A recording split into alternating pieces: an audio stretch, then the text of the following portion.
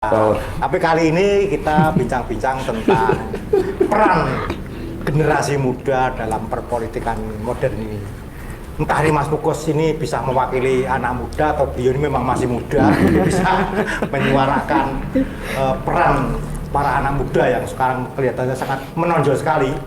Jadi anak muda harus bagaimana ini untuk peran dalam perpolitikan ini, ya dalam perpolitikan ini.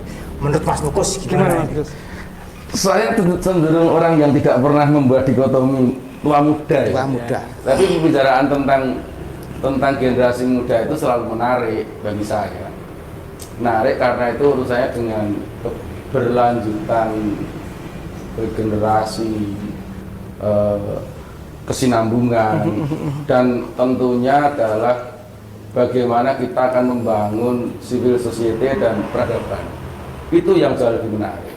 Jadi dikotomi tua muda itu nanti kita bisa kita dalami lebih jauh. Muda itu kayak apa sih? Muda itu usia, muda itu jiwa, muda itu pemikiran, semangat, atau muda itu semangat, kan begitu.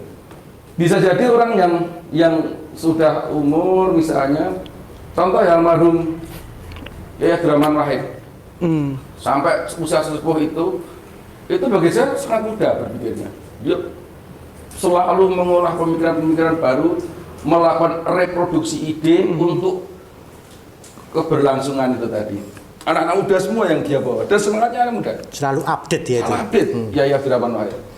Tapi juga ada anak-anak muda yang nalar pola dan berpikirnya, kemudian sikap pribadi dan cara pembawaannya ketika dapat kesempatan belum 2 tahun sudah masuk 3 huruf. Gitu loh. Mudanya kayak apa kan gitu. Tapi pembicaraan tentang generasi muda bagi saya penting. Bagi saya penting karena ini begini, eranya era melibat, zamannya udah berubah. Zaman ini udah berubah. Jadi kalau misalnya ada tokoh atau ada politisi atau bilang dia kampanye bilang, saya nanti kalau menjadi pemimpin Anda, menjadi pemimpin, saya akan melayani Anda, saya akan menjadi pelayan. Enggak cukup itu. Enggak cukup itu. Karena eranya bukan lagi era horizontal. Kalau dulu horizontal. Sekarang dengan internet, sejak ada internet, masif dengan medsos, masif dengan itu, eranya melibat. Semua orang yang melibat. Bisa melibatkan Nah, ini yang dulu tahun 2014, 2012, 14 kemudian ditangkap Mas Jokowi. Oh, ada era seperti ini. Dia menyediakan diri sebagai mediator saja beliau itu saat itu. Nah, menarik. Menarik. Ada warga bilang, Mas Ganjar menggunakan itu. Era melibat itu. Medsosku tak buka open. Tak buka open medsos saya itu. Gitu. Pak Gu pada ini teruskan ke dinas. Itu kan ciri-ciri era melibat itu. Udah tidak lagi top down, tidak lagi kebijakan yang kaku, yang formal dan sebagainya. Nah, di sini anak muda jauh lebih paham soal ini.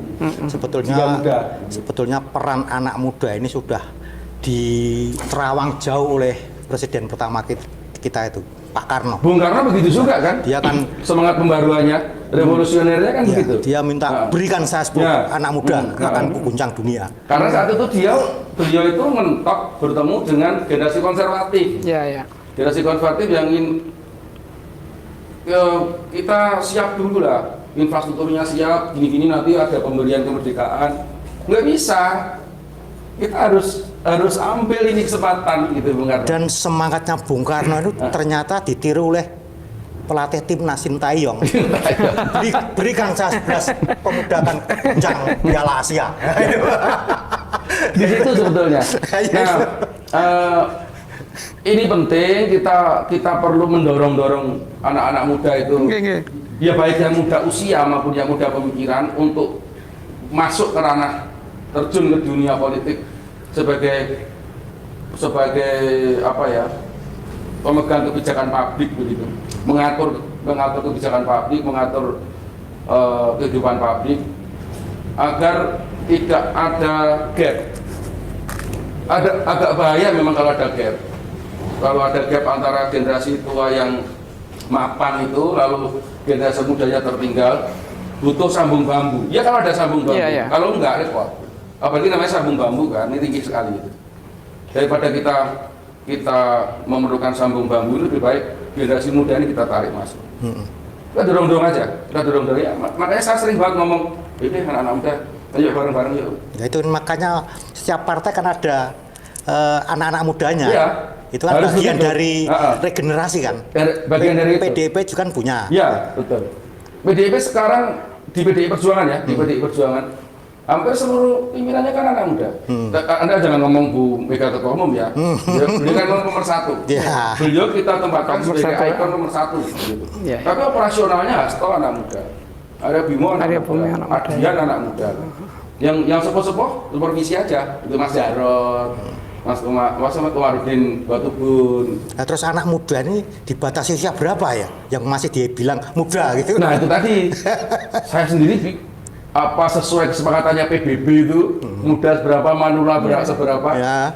atau diskursus muda itu kayak apa, saya masih bingung.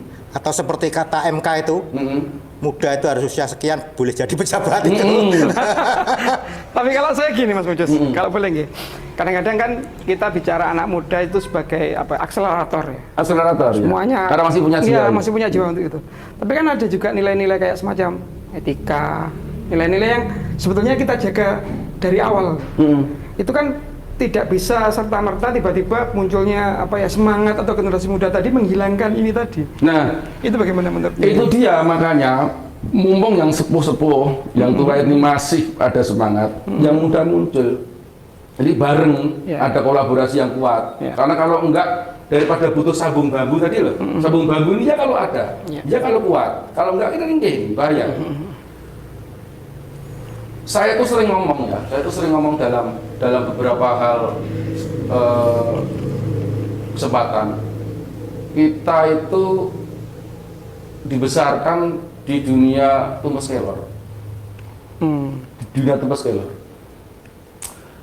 Majapahit jatuh itu bekasnya nggak ada. Ya, Gila nggak sih? ya. Kerajaan sebesar Sebesar itu Nusantara. ya. Ya. Bekasnya. Kemudian ya akhir-akhir ini aja kemudian banyak evakuasi ini kemudian ditemukan.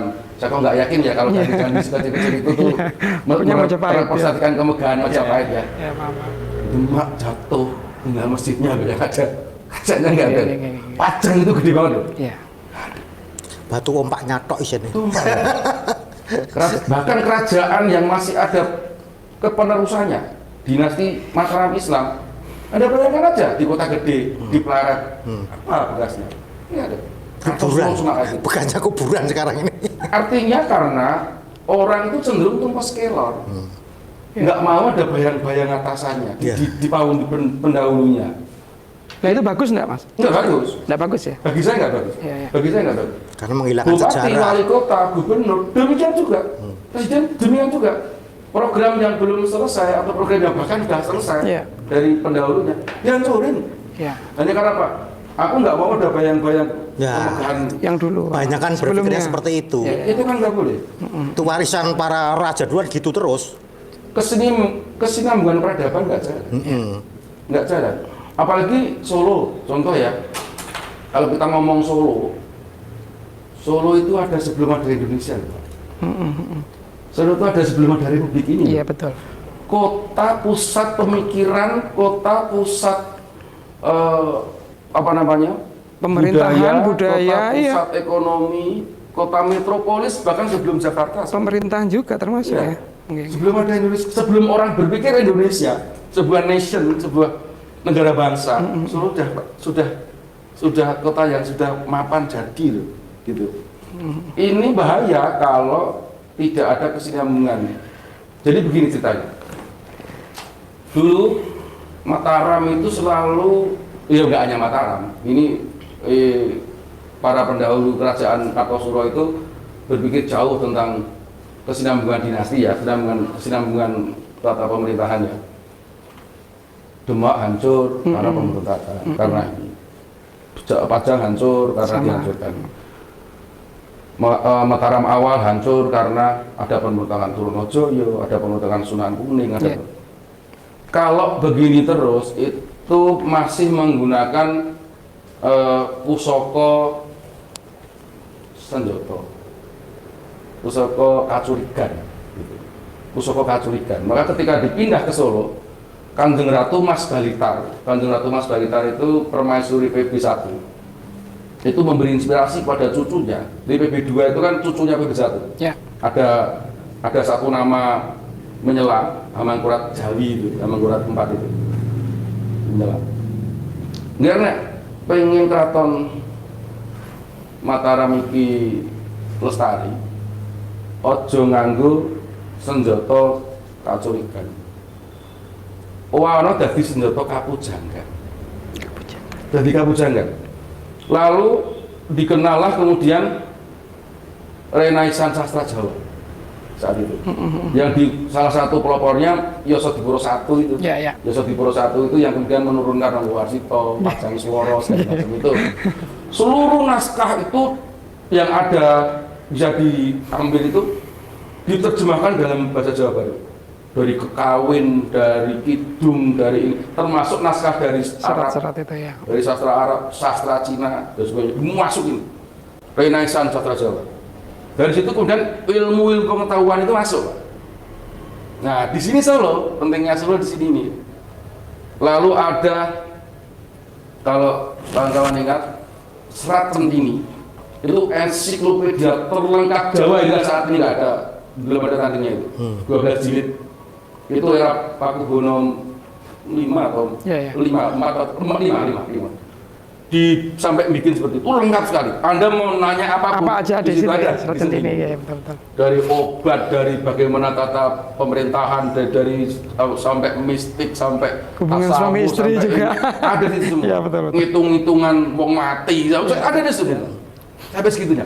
Nah, ini nggak boleh kita kemudian putus begitu saja. Jangan samakan Solo dengan daerah-daerah lain yang dibentuk setelah Indonesia merdeka. Maksud saya begitu loh. Keunikan Solo di situ. Keunikan Solo itu kita tinggal meneruskan saja peradaban masa lalu yang masa tua ini. Masih ada kok. Cuma karena itu tadi, tradisi itu skelor itu tadi yang harus kita putus. Nah itu, maksud saya gini Mas. Tadi kan sejarah kebesaran gitu, sebagai warga Jawa kan seperti itu sudah ada. Cuma kan era globalisasi sekarang, apalagi anak-anak muda yang well informed macam-macam semuanya, ada memunculkan perbedaan nilai kan. Nah, Dan nilai ini mereka menganggapnya ini yang benar, ini old school, ini kuno sekali. Nah, kalau generasi tua, istilahnya generasi yang saya lah misalkan kalau saya dianggap tua gitu, tidak segera menyeimbangkan ini, saya enggak. Tidak segera menyeimbangkan ini, yang ditakutkan kan nanti nilai etika yang sudah diajarkan mbah-mbah kita dulu atau apa itu mempengaruhi termasuk jalannya pemerintahan kalau dia berkiprah di pemerintahan dan macam-macam. Menurut jenengan bagaimana? Pilihannya begini dulu. Pilihannya. Parpol itu penting nggak untuk mengkader itu? Penting juga. Sangat penting nanti kita omongin. Pilihannya begini untuk Solo itu, untuk tata nilai masa lalu yang kita omongin. Ini kaitannya dengan politik ya Mas? Ya, kaitannya dengan politik. Kita mau menerima menampik mentah-mentah seluruh nilai-nilai barat tadi, informasi pengaruh ya. Itu tolak habis. Kita melakukan partikulasi budayaan. Kita tetap seperti ini. Artinya kita mengumpul diri. Satu pilihan. Pilihan kedua, kita terima habis-habisan.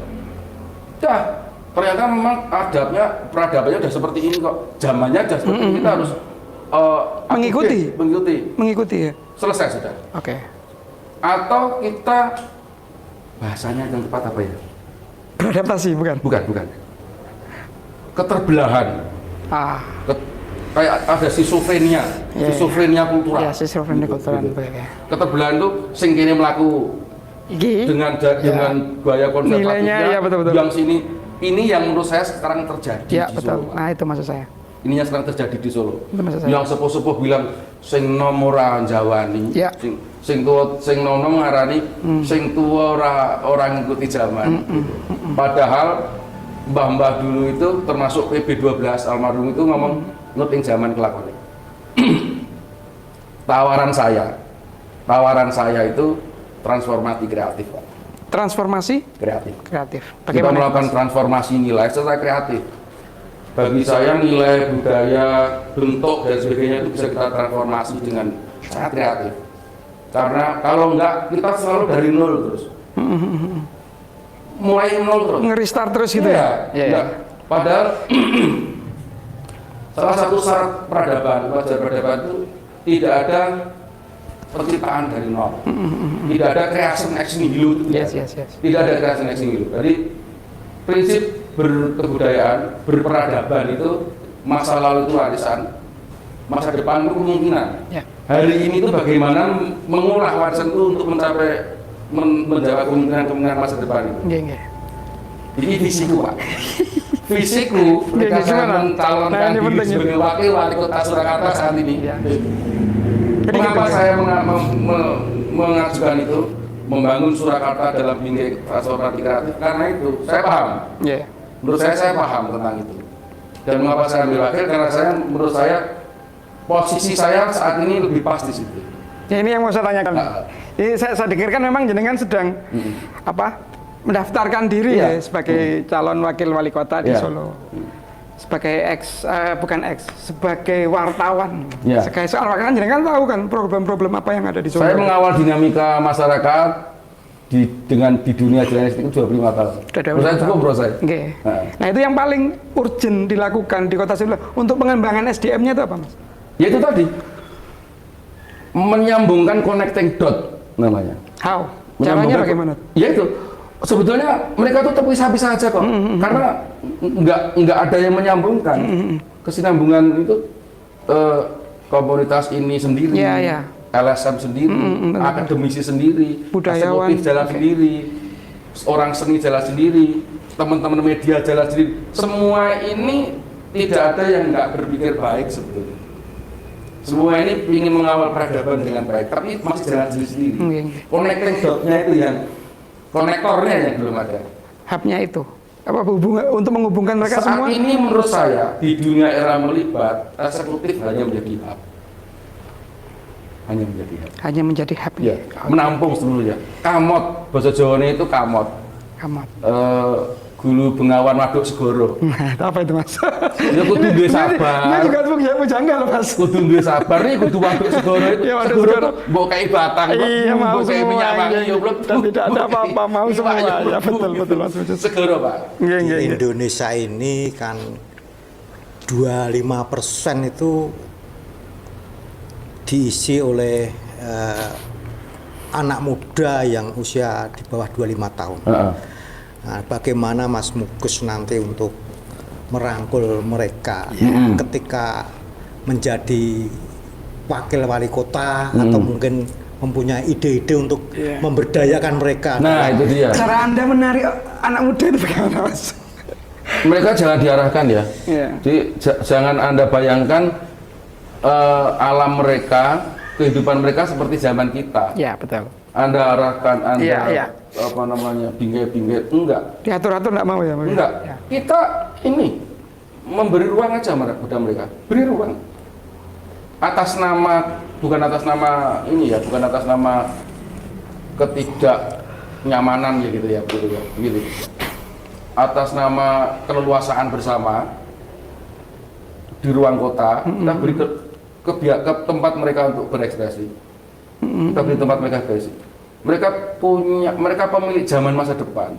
Mereka pemilik zaman masa depan. Kita pandu aja dalam bingkai tadi. Makanya bahasa saya dalam bingkai transformasi kreatif.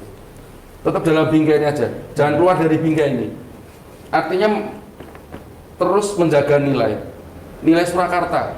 Surakarta ini maaf ya, saya kemudian nanti terlalu emosional kalau ngomong enggak ini. Pemberdayaan SDM-nya. Gitu. Nah, ini wali kota Solo kan sudah anak muda. Apakah sudah seperti yang Mas Mukus inginkan? Kalau sekarang masih banyak pembangunan fisik. Banyak fisik. Bukan saya kemudian nggak suka ya, menarik juga, itu menarik juga karena itu untuk membangun peradaban tadi. Ya, mengimbangi peradaban betul. Menarik juga. Tapi bagaimana menjadi hak itu tadi itu belum ya. Belum maksimal. Sudah dilakukan pasti. Sudah dilakukan, pasti ada. Tapi lebih dimaksimalkan lagi. Ini belum maksimal karena waktunya terlalu pendek atau karena wali kotanya tergesa-gesa jadi wapres? Oh, itu nanti jawabannya politis banget itu nanti. Tapi nggak apa-apa tuh Mas. Kita coba dengan Timnya Mas Gibran saya pikir sudah berpikir sampai situ ya. Iya, iya. Tapi itu memang bukan sebagai sebuah garapan instan. Bukan sebagai garapan instan. Butuh waktu yang ditata dengan baik, tim yang